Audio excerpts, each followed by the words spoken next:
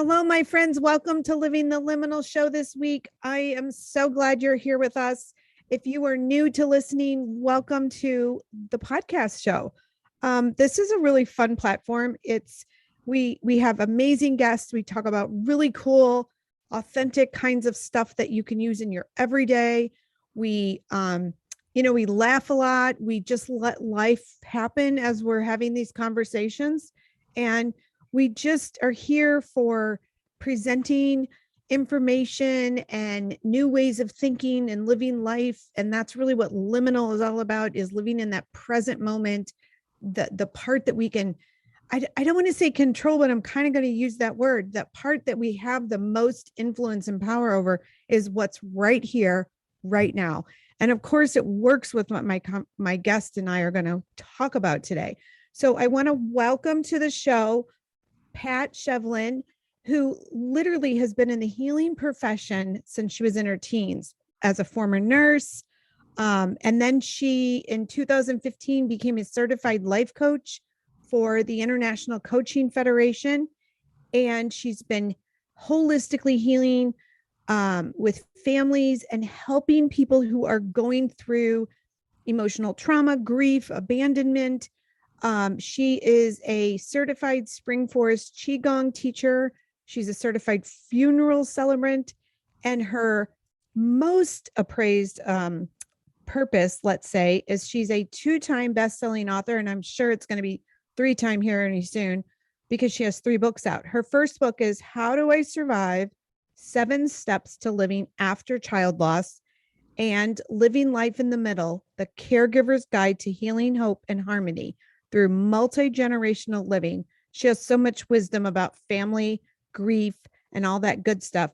And her most recent book is A Guide for Helping Clients Process Loss, The Confident Grief Coach, of which she even has her grief certification program, which we're going to talk about some of that today. So if you are anywhere on that grief spectrum, which we know it's a spectrum, Pat is your lady. So sit back. I know you're going to get a lot out of today. Pat, welcome to Living the Liminal. Oh, thank you so much. It's good to be here, Christy. Now, I got to tell our listeners, Pat and I have already had this conversation. We had it months ago. And, the technology little elves decided to just poof the actual recording. We have no idea where it went. It just left Zoom, and it wasn't in our Dropbox that we usually hold things until it's ready to be published. And so Pat and I had to reschedule a few times to get this special moment. So I'm sure you are in for a treat because it's now going to be even more expansive because so much has happened. So Pat, you talk about that you believe your soul purpose. So the why you are here is literally to be a light to those who grieve. Yes. Okay. How did that find you? Because we're always searching for what's my purpose? What's my purpose? How did you know that?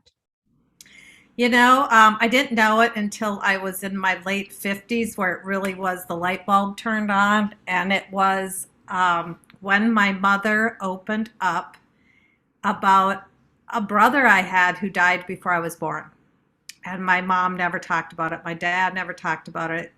My brother Greg was not a subject in our home. He died when he was an infant at 4 months old. So he died before I was born.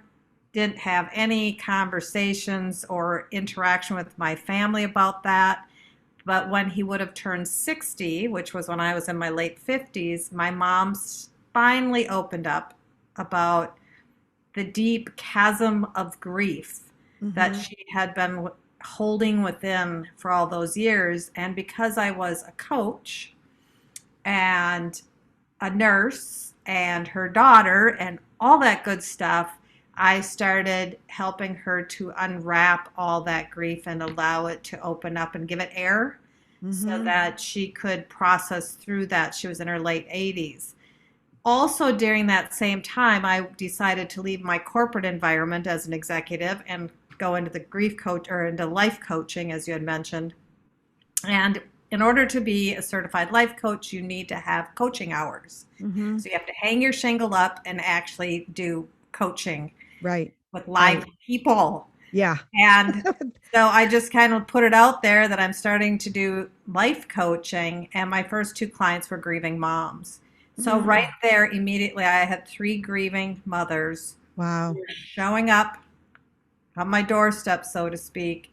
And that's when the light bulb went on, like, what's going on here? I'm supposed to be doing something with this. So the first question that comes to me is, how do you define grief? How do I define grief?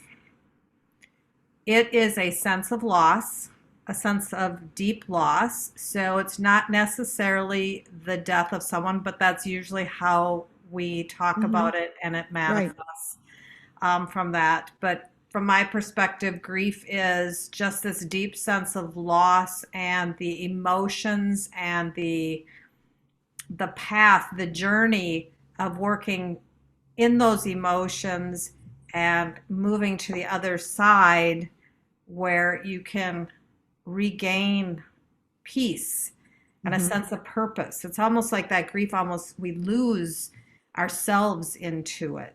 So, Yeah. So it's almost like a death in and of itself. It's yes, the loss of the loss. So we lose something external, whether it's a person, like you said, that's our typical way of thinking about grief. That's really our more infantile way of thinking about, not that it negates it, but we only usually think grief, oh, somebody lost something. But it's also like losing a sense of, um, you know, security, or losing your job, or losing your health, or losing, like, any of those can bring on that sense of another loss. absolutely. I think it's almost like losing that sense of constancy, whatever that was in your life. You know, Mm-hmm. whether it's a pet, whether it is a job that you've been engaged in, whether it's a home, whether it is your health. You know, as we age, all of us, there's a grieving process when our bodies are not quite doing what we want them to be doing and feeling like they're failing. So yes, it's all of that and then some.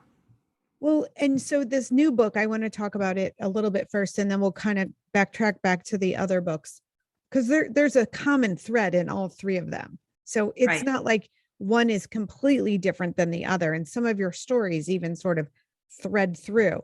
Yep. The confident grief coach. Okay. Those words, confident and grief, kind of got me, because that's a pretty tall order for feeling sturdy in some kind of a vulnerability.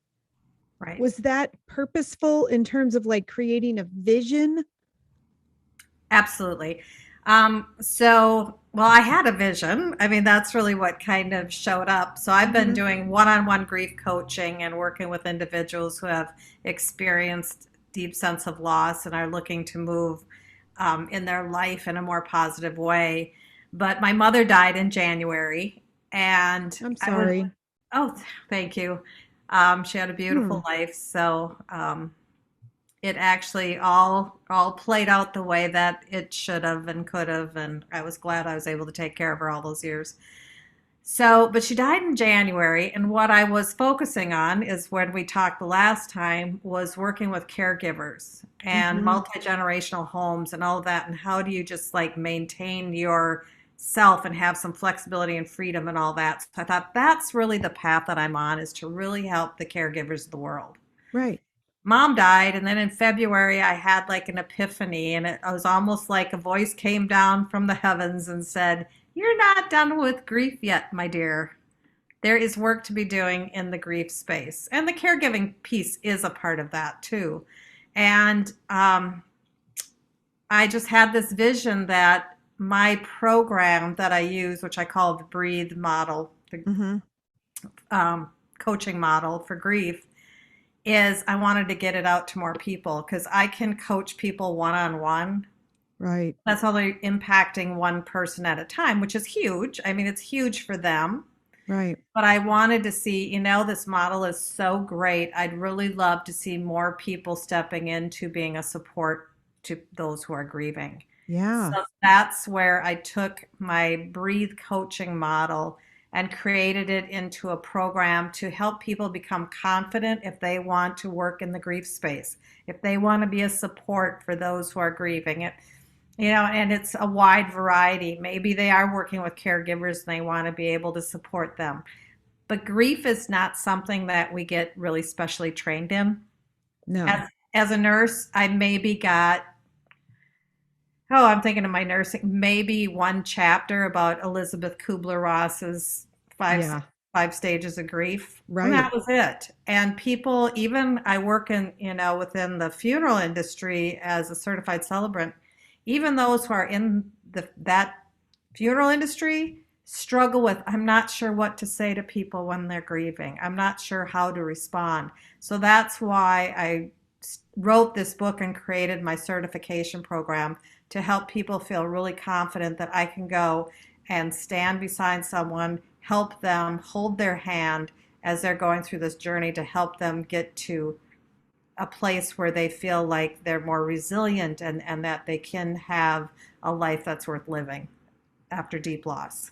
Well, and I love the idea of confident grief because it also elicits a bigger vision of, right? Of like, let's be confident in just owning our emotional space. Yes. So if that's grief for a moment and that's where you're at, then hey, you're training people to be the mirror for what the availability or possibility potential is for the other person who's feeling this emotional depth of despair and work and anxiety and worry and fear and all that stuff that grief all this kind of attracts, right? It gets bigger and bigger.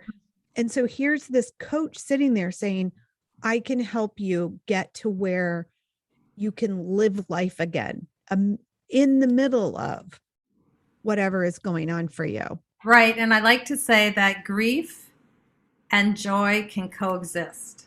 Yes. Grief and peace can coexist. Grief and purpose can coexist.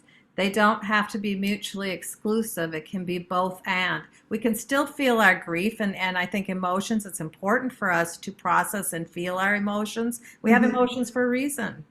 Yeah. But to not become that grief emotion and all the different things that go with grief, but to find a way to still be loving and maybe missing that person or whatever that loss may be, honoring that, honoring ourselves, but knowing that we can have joy again. We can go out and have purpose and really live a life that's really fulfilling. Yeah, because I mean, I like how you use the word journey, the grief journey, because when we think about like when you think about Elizabeth Kubler-Ross's stuff, that was literally stages. So if you think about a stage, you almost think about it like a ladder, like you had to step from one to the other, which means you have to leave all the other stuff behind. But a journey is like you're carrying things along the path with you. You're taking with you. And don't you think that's usually what complicates grief is that we think it's in sort of like it's the only place to be. And we're so afraid to move from there. Right. And yeah, people will think, oh, I need to be here. So they're kind of getting out of, you talked about, like being in the present moment. And it's almost like, well, I need to be over here. I shouldn't be this far along with that. And I was just thinking of a client that I just talked to. She sent me a message the other day and she said, I'm just feeling so frustrated because her husband had died. And she said, I'm with my brother and his family and I'm resentful because I'm not going to have that anymore, and I reached back out to her and I said, what if you give yourself the grace and honor that it's okay to feel that way in this moment, knowing the moment, it's okay to feel that way, and stop expecting that you should be feeling different, because when you shoulda, coulda, woulda, that's when we start getting stuck because we're shaming ourselves almost that we're not in a different spot where we think we should be. Yeah, and we get kind of tangled up in all these other emotions that we think we are supposed to be feeling instead of, I liked how you use the word and, because we have such depth to our whole humanness and our spiritualness that we literally can feel multiple things at one time. So you can feel resentful at your situation and you can feel happy for your brother Yeah, and his family at the same time. And wow, then that really gives the colorful richness to the whole entire experience. absolutely. Absolutely. It doesn't have to be, and to not shame ourselves. Yes. I see when people are in the depth of actively grieving, especially after the death of a loved one, is they like put themselves on, well, I should be here, or I shouldn't be feeling that anymore. I Mm-hmm. should. And it's like, no, those feelings are so important. I want you to honor them, because when you do that in the present moment, that's where you start healing them. Yeah. I Yeah. remember I had just delivered my second son, and 2 weeks or a week before, 2 weeks, I guess it was, my cousin, who I was very close to, like a sister, died. So here I am. She dies. 2 weeks later, I give birth. Okay, you've got the combination of death and life within. And I remember I didn't know how to act because I was so overwhelmed with so many emotions. And I remember so many times thinking, here I am holding this baby boy that I so love. And the world is expecting me to be in this joyous state. And I remember there were moments that I just couldn't hardly. That's why I love your quote, your theme of, I really couldn't breathe at times while I was holding him. It had nothing to do with loving him less. It had to do with I didn't know how to hold stable these two emotions, because one, they were both so intense. It Yeah. wasn't like one, it wasn't a balance. It was literally like I felt like music that sounds terrible. That's what I felt like Yeah. there was no harmony in what I was going through. And the outside world put so much pressure on what it is supposed to look like. And I literally even had people say to me 2.5 months later, well, don't you think it's time to be over this? Mhm. And I remember, like, again, another emotion would fly. I'd be like, are you don't get over these things have to just work themselves through. And I'm doing the best I can, but I'm having to hold the tension of two very, very big things. And I don't know what I'm doing. Right, right. That's a perfect example, because there is that. We have joy, we have joyous occasions, and we have depths of deep sadness, anger, hurt, all of that with the grieving process, abandonment, and love. It's all of Mm-hmm. that. So it's like, how do we find it so that they coalesce together and make it so, yeah, you need to feel it. And that's what I really encourage my clients and the new coaches that I'm training is, be kind. We need to be kind to Mm-hmm. ourselves, to honor, to honor what we're feeling, and to Yeah. stop shoulding, woulding, could've, those things, because once we start in that's where the acceptance come in, and then we can start taking steps forward at, like, how do I get through this muck? How do I get through? Yeah. And do you see grief maybe as like an opening and a culmination? Like it's the end and the beginning Good in question. any way? Good question. Interesting question. Yes, I mean, there's this thing that I'm a spiritual person, Mm-hmm. and something has, I don't know, I was reading it in A Course in Miracles. I don't know if you're familiar with Yeah, that. totally. Love that. Love it. There is no death. Yeah. There is no death. I mean, if we truly just like hone into there is no death, if we truly believe that there's something beyond this physical beingness that we're in, Mm-hmm. then there is no death. And to me, then there is no ending. Yeah. It's just a continuum. So And then so, that would be the opening, is yes, that there's no end. And then, and yet the culmination is that the end is the end of thinking that there's so much limitation to this experience. And so it's kind of like an oxymoron in a way. Like like grief to me opens and makes way for so much more. And it also holds you stop in your tracks too. Holy smokes, there's something's got to is shifting here. Yeah, it's yes, grief, I believe you're right. And so I'm just thinking this out loud here, No, but I that grief question just kind of came to me the other day and opens I was, your heart, right? yeah, It can yeah. feel shattered and broken, but grief also opens your heart in a Mhm. different way. Yeah, It's like, is it Rumi or whatever? It's the cracks where the lights shine in yeah, type of thing. But yeah, it is both. And so, yes, and the ending is like that transformation, that transformative thought, that change in perception that, hmm, okay, this is where we're at. And we do feel, I mean, we're human. We're here and to have this human experience. So when someone dies, it hurts. yeah, We want to be able to touch them. We want that whole experience of having that, touching the density of who they are. right. But what I learned is, especially with my mom dying, who was not a very, I mean, she was spiritual in her own way and her religion, Hmm, and her Catholicism and all of that. right. But after she died, she has come in, her spirit has entered in such a different way, in such a profound way that that's where the grief has just changed to joy because I get these messages, so to speak, daily. It's like, wow, this is Wow. so cool. This is so cool that it truly is just a transition. It's not an end.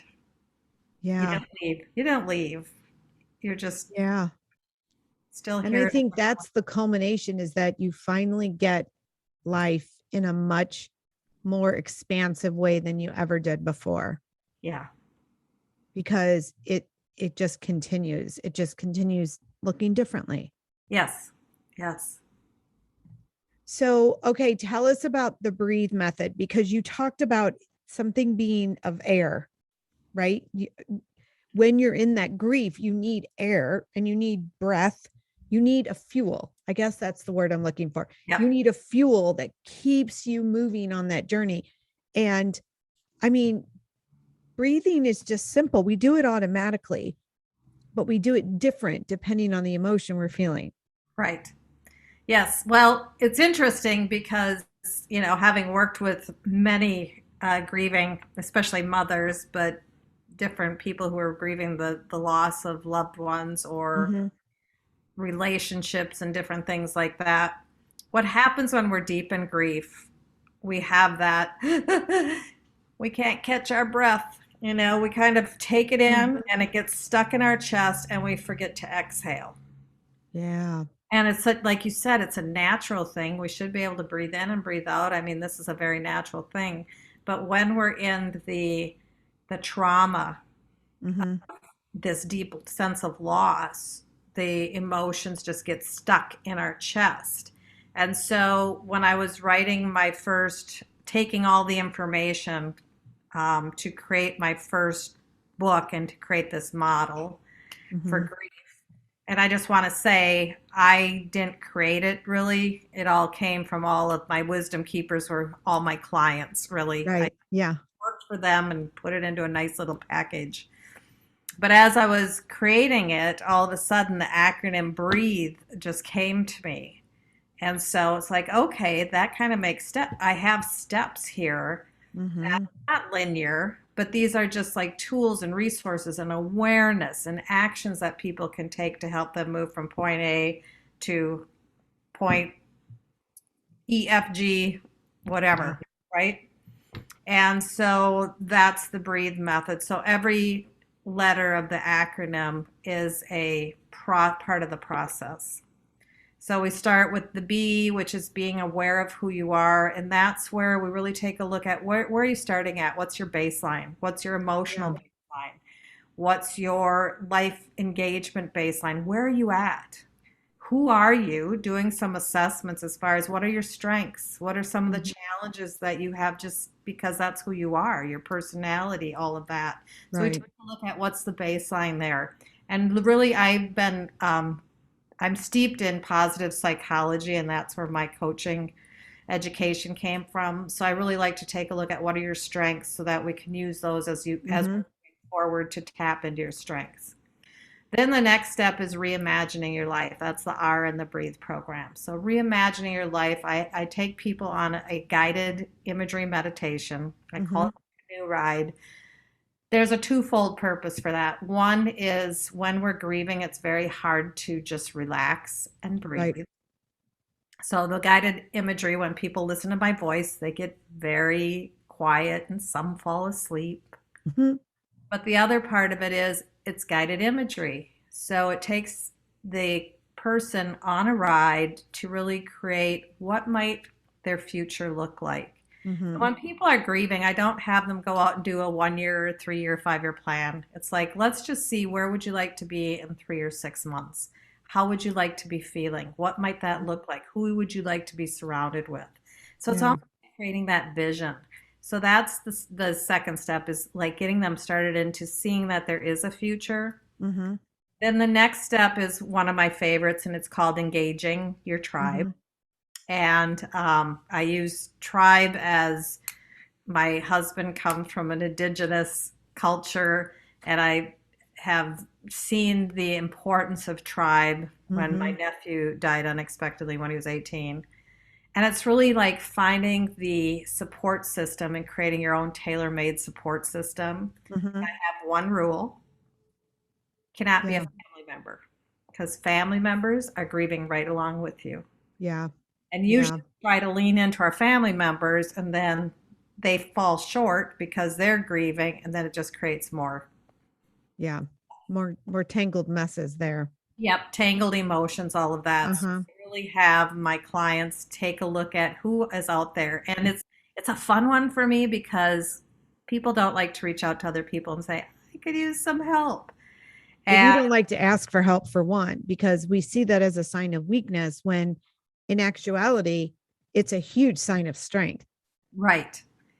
And we don't want to burden anybody else. Right. With our emotionals. Yeah, yeah, I don't want them to be burdened with me. And so I have my clients do that, and it's just amazing because once they do that and they reach out to someone, the other person inevitably says, I am so honored and thankful that you reached out to me. I've been wondering what I could do to help you.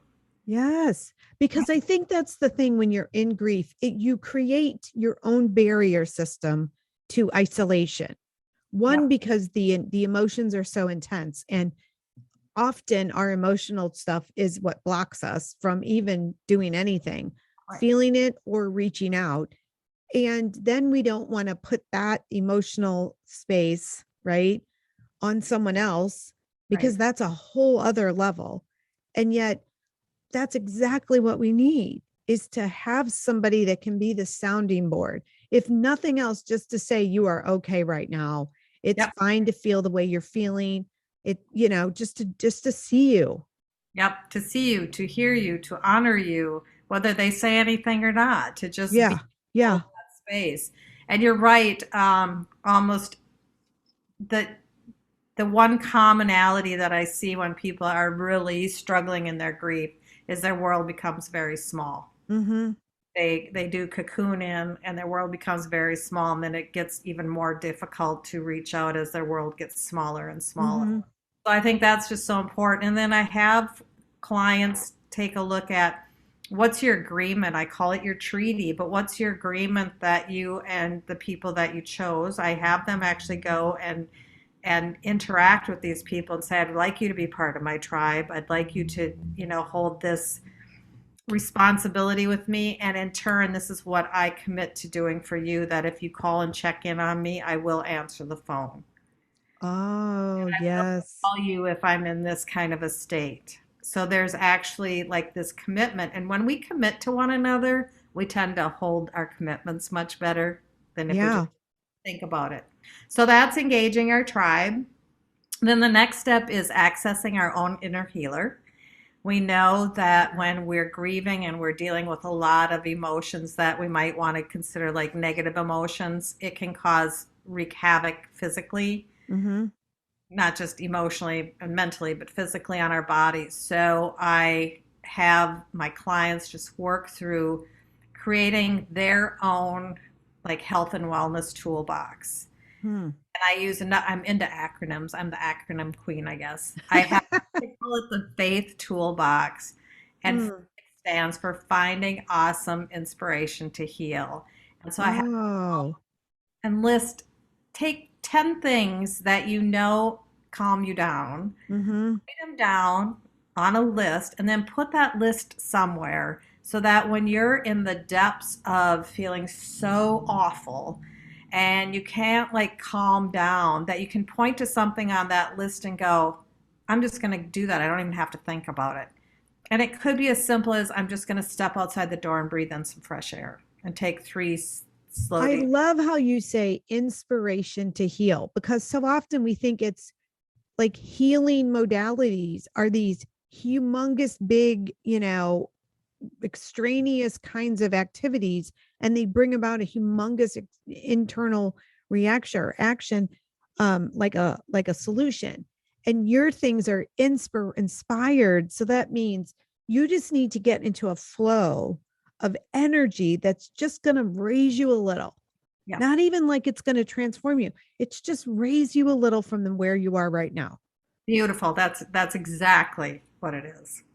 I love that. Finding awesome inspiration to heal. Love that. Okay, keep going. I'm just having so many insights. Okay. Okay, where am I? Other things in here like gratitude exercises. Mm-hmm. There's studies out there that if we do consistent gratitude work every night before we go to bed, just listing out gratitudes, that within 30 days that can shift us into a more happier frame of mind. Yes. I talk about, I do qigong because I Mm-hmm. trained in qigong, but there is just so much that we can do just to move our energy and taking ownership. It's empowering ourselves, Mm-hmm. being dependent on others to find that awesome inspiration to heal, and just feeling better and starting to work on our physical health. And it starts with our emotional, because we know words and emotions will impact us. So let's bring in the positive Yeah. every chance Yeah. we have. So that's with uh, our own inner healer. And then, accessing our own inner healer. Then the next one is the T in the Breathe acronym, and that's transforming your view. Mm. And what it is like shifting our perceptions of things. A lot of times when we have gone Mm-hmm. through a trauma or tragedy, we may have thoughts about other people or definitely about ourselves. I was just Yeah. talking to an individual today that a lot of times we carry a lot of guilt. Mm-hmm.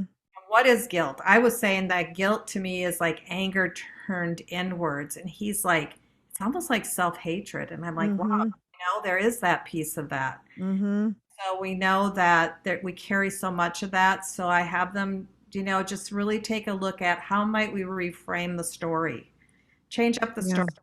create the story into one that feels more manageable.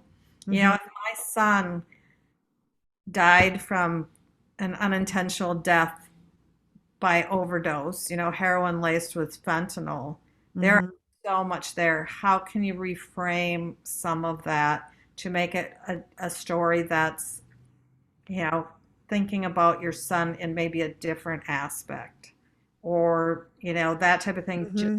changing it up so it's something you can live with, and transforming that view and using forgiveness as a way Yeah. of healing. Yeah, I was talking to my kids the other day about a situation that we're all experiencing, and I said to my son, "You have to kind of muddle through your thinking and your feeling on this, and get to a story or a place where you have a peaceful heart. You can't carry weight on your heart. You have to get to a peaceful place here."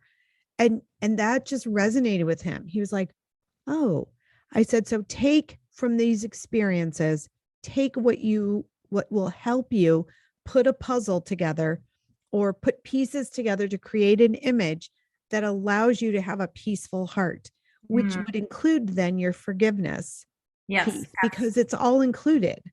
yeah, That's beautiful. That a beautiful way to describe it is to, yeah, create for a peaceful heart. Like I had some clients where it was a mother and a father, and their son died by suicide. Mm-hmm.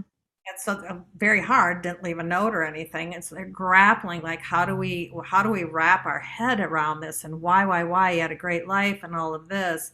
And then it was like, okay, let's like recreate the story. Well, this individual, he had a lot of health issues. Mm-hmm. So they said, it was some confusion with the health issues, and that most likely is what caused that very quick act. And we can feel the love and the Mm. passion for him, knowing that now we feel like, he's not dealing with that constant turmoil and confusion around his physical condition and challenges that he was dealing with. And it helped them shift it. And then Yeah. they said, you know what? What we're going to do on his behalf is we are always going to create acts of kindness. That's the way Mm. we're going to move forward in life, is to always create acts of kindness for others. That's so beautiful because, we hear things like love wins, right?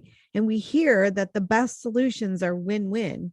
And if you think about all that, then to get to a peaceful heart, you have to create the narrative that allows for you to see each other's wholeness, to see the love in each party, the one who has departed and the one who is doing the partying of it all in the present moment. It's so beautiful when we can transform those narratives. So it's Yes. not transform the situation, it's transform the narrative to a peaceful place, Yes. Perfectly said. to Yes. a story that allows for life to continue versus life has ended. Right. Yeah. Perfect. Oh, wow. Okay, keep going. This is so fun.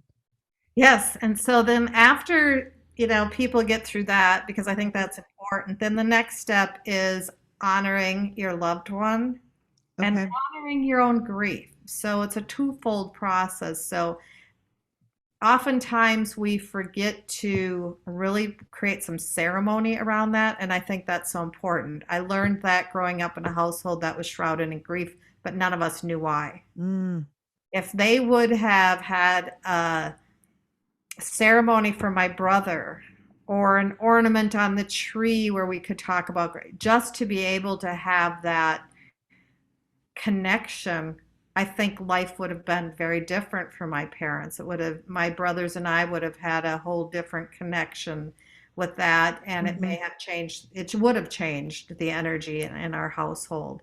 And it's hard sometimes to do that, but as I was researching it, I meet with people and I talk about grief even when I'm getting my nails done, right?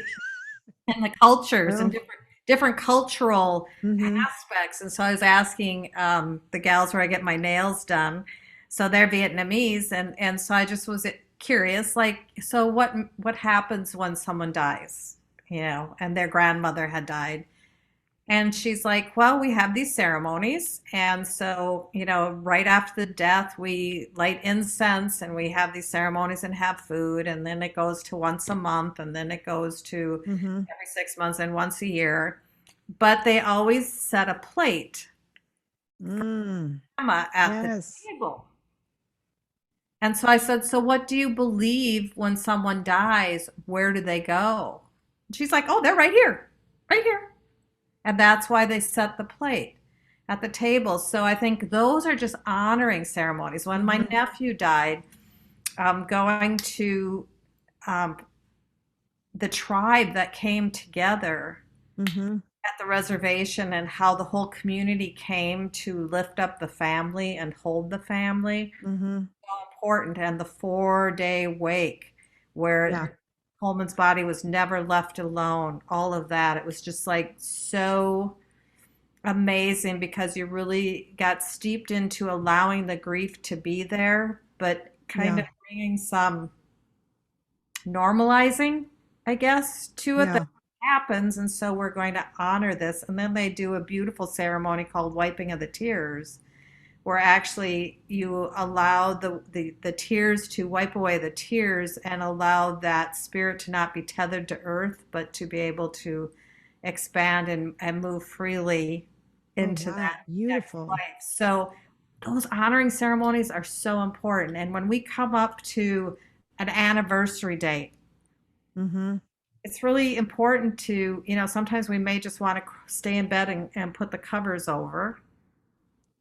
But if Yeah. we go and do something that just feels right for ourselves, whatever that may Right. be, it doesn't have to have a lot of people. Maybe it's just lighting a candle. Well, Maybe and it's it seems like it's a photos. symbol for life. Yes. So whatever you decide and however you decide to create ceremony, and it can be singular, meaning you yourself are doing it by yourself, or if you have more people around to actually have more of an elaborate ceremony, it's really just you're honoring the symbol for life, that Yes. life is not just what we physically can touch. Life it goes on and on and on. It never ends. And part of that too is, and I love that you said that because I actually talk about consciously connecting. Yeah. Because a lot of people are like, oh, I don't get any signs, or I don't see, I just don't, it's not there. And so I actually have them do some exercises of consciously connecting with their loved one, Mm-hmm. conversations, journaling, writing letters, because once they start that and they're opening up to the possibility of, then things start shifting and they start seeing signs. Now, I can't tell you whether they're really signs or not, but does it really hurt to believe in signs? Is it going to harm you? Probably not. My mother comes in numbers. It brings me joy every day when I Mm-hmm. look at a clock unexpectedly and the number 1111 is there. Well, and I think there's really no problem unless we create it in our mind that it's a problem to believe. I Right. mean, believing is literally abundant.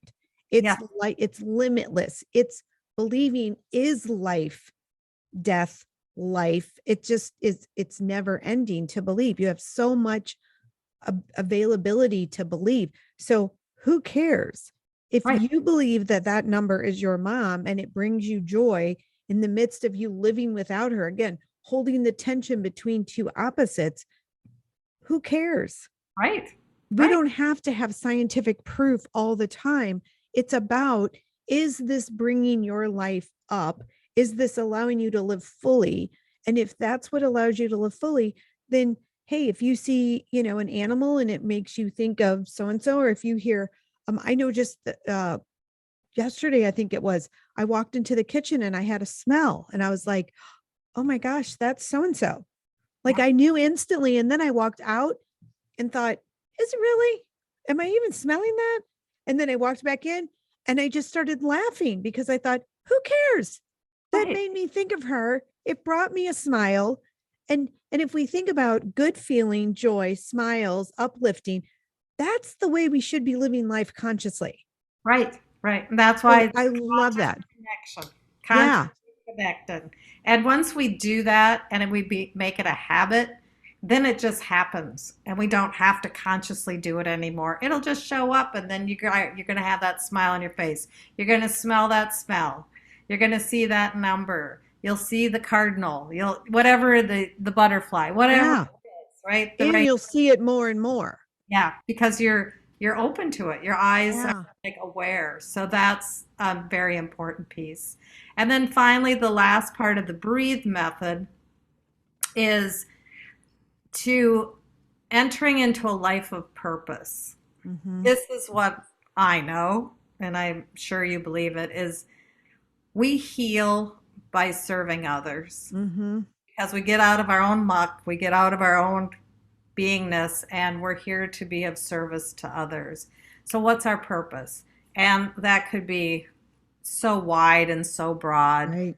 It doesn't have to be that you're standing on stages and doing anything. It could be simply being a wonderful parent, Yeah. right? It could be those type of things. And so I really help the client take a look at, because that's what they come to me is Mm-hmm. saying, I don't even know why I'm here anymore. What am I Yeah. supposed, especially if Or I you're don't know what I'm supposed to do now. I don't right. know what I'm supposed to do now. And our souls come here to experience love. And when we finally get connected, like you said, that conscious connection to that part of us and the higher consciousness part of that as well, our purpose then unfolds. It reveals itself. Yep. And sometimes through pain, and sometimes through grief, and sometimes through a lot of other experiences, we understand our soul here is here to have these experiences. And your purpose just reveals itself amidst all of that. Right. And it's always about who and where are you going to serve? You now have this, huge amount of emotional development, this understanding of connection, this ability to see signs and to witness life moving on. How are you going to go out and share that now? Yep. And so many people say, "Oh, with my loved one gone, I have so much love in my heart and I don't know where to The give it." world awaits. The world awaits. Right. It's so, I mean, yes, you have an abundance of love, and when you can open up your heart and Mm-hmm. share it with others, that's really where the healing, true healing occurs because you are focused on what we're here to do. Yes. Love one another, serve one another, be kind, be Yes. compassionate. And that's what's interesting is when I opened up and developed the certification program, it was for coaches, Mm-hmm. kind of my whole idea. But guess who's showing up? Grieving family members going, I really want to be able to support others as they're going through their journey. I would look, can I do this? Can I do this without having, a psychology degree or I didn't get certified in coach? Can I do this? And I'm like, absolutely. You have the lived experience. You're an And you expert. know what? You're so right by saying that, because anymore, I feel like where we are shifting our consciousness is that there is a wealth of wisdom that is extracted from the lived experience. And it almost sets you up for way more success than having the certification or the school knowledge, the degree in some sort. That's only going to get you so far. But the lived experience of the human capacity to heal, transform, change, see things different, that's abundant. That's, And that's really going to heal so many people. yeah. And it keeps us staying in that flow of healing, Absolutely. building that resilience and keeping our light and being elevated, right? Keeping our And energy. keeping our loved ones alive, because we get to tell their story Yeah. over and over and over again and let it be the inspiration to heal others. So it's sort of like landing a pebble in the water, the ripples just continue to grow. Yep. Yep. Perfect. Yep. That's it. You got it, girlfriend. Okay, that's it for today, because that's just, I mean, wow. Your program sounds amazing. Your books are so awesome to read. I find them simple, practical, wise, just things you can do in your everyday, and yet they move you. So your stories are so beautiful, and your clients that allow you to tell their stories are beautiful. And this is the type of work I think we are shifting into. We need to have coaches and people in that profession that have lived experiences that can help us get into the psyche and the emotional transitions that need to happen. Yes. So Yes. we're not carrying on and thinking we're doing differently, but we're really not. Right. And as we heal this, we heal generations to come. Absolutely. Yes. One heart to another heart. It's just heart to heart here. Yep. Absolutely. Oh my gosh, Pat, this has been amazing. Where can people get your books? They can go to my website at Okay. healingfamilygrief.com. Okay. And I have links to free books. You can get any one of the three that I've done uh, Okay.